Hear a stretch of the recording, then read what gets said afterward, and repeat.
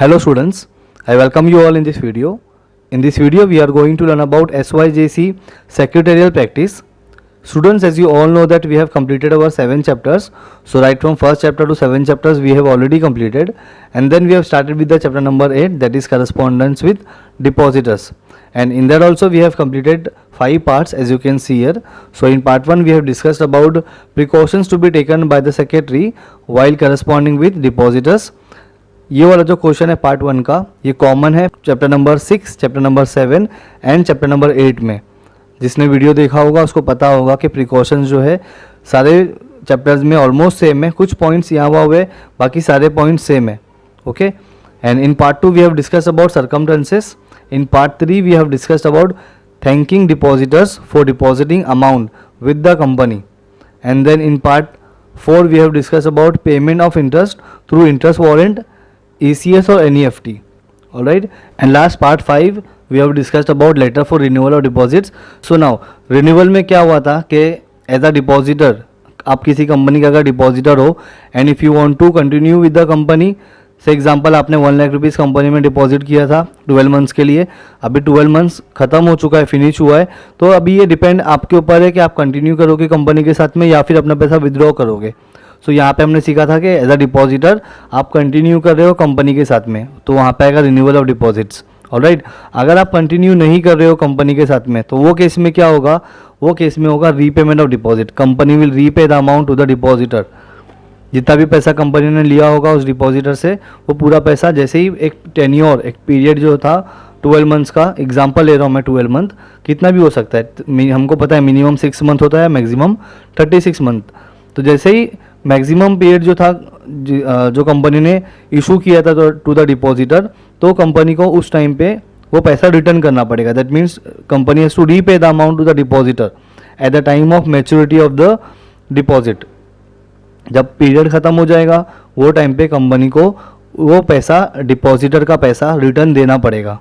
Alright, बहुत simple है, कुछ भी यहाँ पे ऐसे कन्फ्यूजन वाला चीज़ नहीं है. सिंपल सा ये है कि एज अ डिपॉजिटर आपने कंपनी को पैसा दिया था 12 महीनों के लिए, या फिर हो सकता है 24 मंथ्स के लिए दिया हो, या हो सकता है 36 मंथ के लिए दिया हो, कितने भी टाइम के लिए दिया हो, बट जो पैसा आपने दिया हुआ है, से एग्जांपल 12 महीनों के लिए ही दिया है, तो 12 महीने के बाद में कंपनी को आपका पैसा आपको वापस करना पड़ेगा.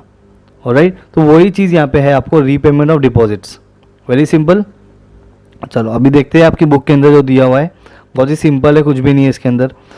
On maturity of tenure of deposit. Tenure का मतलब जब वो मैच्योरिटी होना, मतलब किसी चीज़ का टाइम पूरा हो जाना. Okay. On maturity of tenure of deposits it is binding on the company to repay the deposits. Binding मतलब कंपल्शन हो जाता है that company has to repay the amount to the depositors.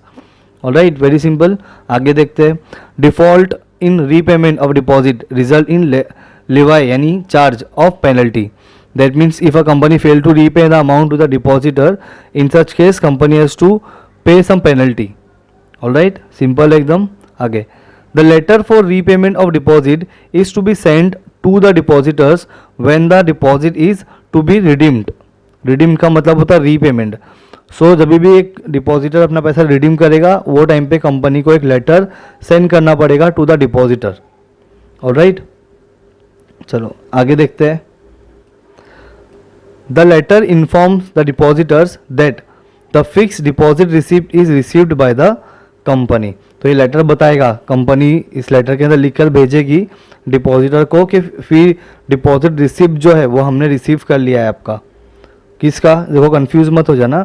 एक डिपॉजिटर यानी आप मान लो कि आप डिपॉजिटर हो, अभी आपको पैसा अगर आपका रिटर्न चाहिए, तो जो डिपॉजिट रिसिप्ट आपके पास जो प्रूफ था वो आपने कंपनी को सेंड किया था, वही अब जब कंपनी आपको लेटर सेंड करेगी, तो लेटर में आपको कंपनी ये बता रही है कि आपने जो डिपॉजिट रिसिप्ट सेंड किया था वो डिपॉजिट रिसिप्ट हमने रिसीव कर लिया है. ओके, एक बार फिर से इसको देख लेते हैं. द लेटर इन्फॉर्म्स, लेटर ये बताएगा the depositors that the fix deposit receipt is received by the company. Company ने इस फिक्स रिसिप्ट को जो है, डिपॉजिट रिसिप्ट को जो है रिसीव्ड कर लिया है. ऑलराइट, चलो आगे देखते हैं. This letter includes information about repayment of deposit. तो ये लेटर के अंदर सारे इन्फॉर्मेशन होंगे अबाउट रीपेमेंट ऑफ डिपॉजिट्स। क्या क्या होंगे देखते हैं। सबसे पहला tenure of deposit. Tenure of deposit मतलब आपने कितने मंथ्स के लिए या कितने ईयर्स के लिए अपना पैसा डिपॉजिट किया था इन द कंपनी। कंपनी के अंदर आपने कितना पैसा डिपॉजिट किया था और कितने पीरियड के लिए डिपॉजिट किया था। सो 10 ईयर ऑफ डिपॉजिट मतलब पीरियड आ गया। Fix deposit receipt number, receipt का नंबर होगा आपका। डिपॉजिट अमाउंट कितना पैसा आपने इन्वेस्ट किया था। रेट ऑफ इंटरेस्ट, हमको पता है the interest of depositor is fixed, fix rate of interest, तो कितना फिक्स रेट ऑफ इंटरेस्ट था वो लिखा होगा। मैच्योरिटी अमाउंट मतलब आपने कितना पे किया था कंपनी का 1 लाख रुपीज़, उसके ऊपर आपको इंटरेस्ट मिल के कितना पैसा आपका टोटल हो गया है उसको बोलते हैं मैच्योरिटी अमाउंट। टीडीएस का मतलब होता है टैक्स डिडक्टेड एट सोर्स, जो टैक्स आपका अमाउंट के ऊपर टैक्स कटा या नहीं कटा। नेट अमाउंट कितना आपने रिसीव करने वाले हो आप। Due date of payment of deposit etcetera. Due date मतलब आपको पैसा कब रिटर्न पूरा का पूरा मिल जाएगा। तो वो सारी चीज़ें यहाँ पे हमको लेटर के अंदर दिया हुआ होगा, हमको लिखना होगा।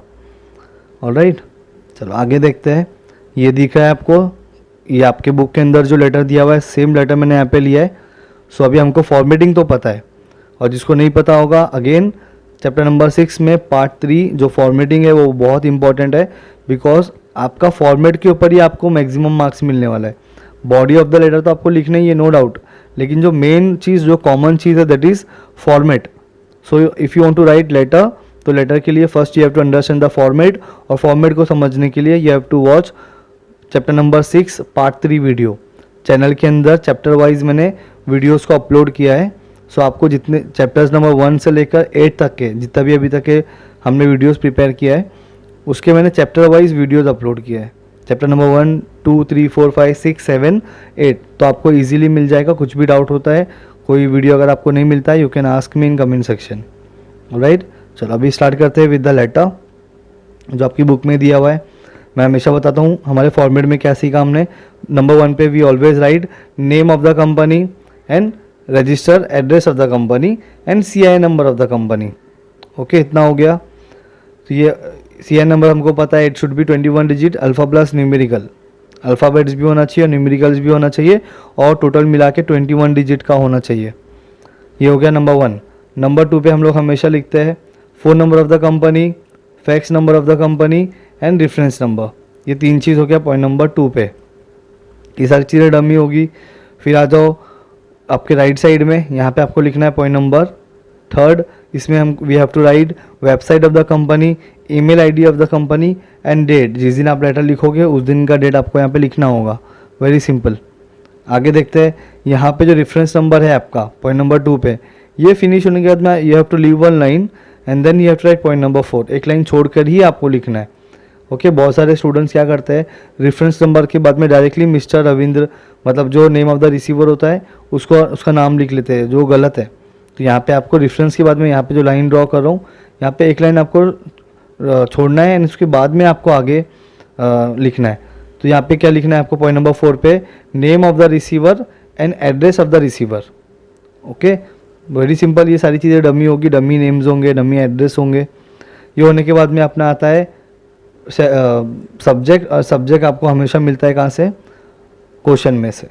ओके, फिर पॉइंट नंबर 6 पे हम लोग लिखते हैं salutation, dear sir, dear madam, respected sir, respected madam. लेकिन यहाँ पे आपने नाम क्या लिखा है, डियर मिस्टर रविंद्र खन्ना। रविंद्र खन्ना यहाँ पे लिखा है, मतलब ये एक मेल पर्सन है। मेल है तो यहाँ पे हमने लिखा डियर सर। अगर ये फीमेल नाम लिखते हैं यहाँ पे कोई, तो हम लिखते हैं डियर मैडम। ओके, चलो आगे देखते हैं। Main part that is body of the letter point number 7। ये मेन चीज़ है आपकी लेटर की। स्टार्ट करते हैं। This is to inform you that your fix deposit receipt number 5925 कोई भी नंबर लिख दो, dated 1 December 2017 for 1 lakh rupees will be due for payment on 30th November 2019।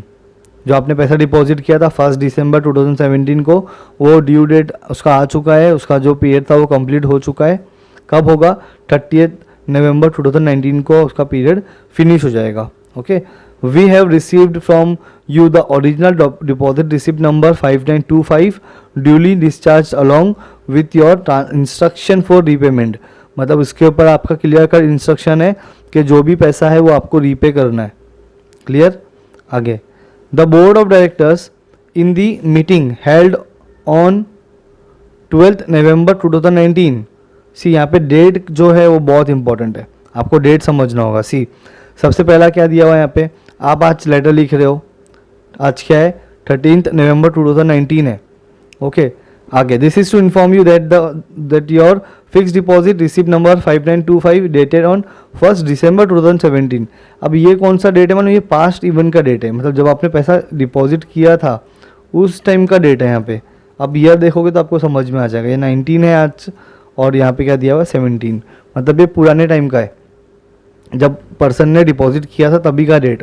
तो ये डेट आपको समझ में आना चाहिए कब का लिखना है। ओके ये तो आपने डिपॉजिट किया था, अब आपका रिडम्पशन का डेट कौन सा है, ये है आपका 30 नवंबर 2019, मतलब ये मैच्योरिटी हो गया, यहाँ पे आपको आपका पैसा रीपे हो जाएगा, वो डेट होगा। ओके आगे, we have received from you that the original deposit receipt number 5925 duly discharged along with your instruction for repayment. The board of directors in the meeting held on 12th November 2019 has passed a resolution for redemption of the deposit. तो एक meeting हुआ था, meeting कब हुआ था, meeting भी कब हुआ था, आज जब आप लेटर लिख रहे हो इसके पहले मीटिंग हुआ था। सी डेट 12 नवंबर 2019 दिया हुआ है, मतलब एक दिन पहले ही एक मीटिंग हुआ था, वहाँ पे एक रेजोल्यूशन पास हुआ about redemption of deposit. Okay आगे, रिडम्पशन का मतलब होता है repayment of amount to the investor, investor को उसका पैसा वापस देना, दैट इज कॉल्ड रिडम्पशन। आगे देखेंगे, the detail of repayment of deposit R S under, तो सिंपल है इसका, इसमें इतना कुछ भी कॉम्प्लिकेशंस नहीं है। सी पहला दिया हुआ है आपको 10 ईयर ऑफ डिपॉजिट, कितना साल, 2 साल। यहाँ पे आप गैप देखोगे 1 दिसंबर से लेकर 30 नवंबर तक है, तो 2 साल का गैप हो रहा है। ओके तो यहाँ पे भी आपका 2 साल आएगा। फिक्स डिपॉजिट रिसिप्ट नंबर, तो फिक्स डिपॉजिट रिसिप्ट नंबर ये था आपका, जो आपका एविडेंस था, आपका प्रूफ था that you are the depositor of the company. फिर आएगा डिपॉजिट अमाउंट, कितना अमाउंट डिपॉजिट किया था आपने, 1 लाख रुपीज़ डिपॉजिट किया था, वो अमाउंट, रेट ऑफ इंटरेस्ट कितना आपको मिला, 10%। ओके 10% आपको क्या मिला, रेट ऑफ इंटरेस्ट। अब 10% अगर आप निकालोगे 1 लाख रुपीज़ का, तो it will come around 20,000 rupees, right. मतलब 1 साल का नहीं, 2 साल का। अगर आप 1 लाख का कैलकुलेट करोगे तो 10,000 होगा 1 ईयर का, लेकिन 2 ईयर्स का है ना हमारे पास, तो ये आपको इम्पोर्टेंट याद रखना। ओके यहाँ पे गलती नहीं होना चाहिए, 2 ईयर्स है तो 1 ईयर का अगर 1 लाख 10,000 रुपीज़ होता है तो 2 ईयर्स का कितना होगा, 20,000 होगा, राइट। 1 लाख रुपीज़ आपने इन्वेस्ट किया था, आपका इंटरेस्ट कितना जमा हो गया 20,000, तो टोटल अमाउंट कितना हो गया 1,20,000।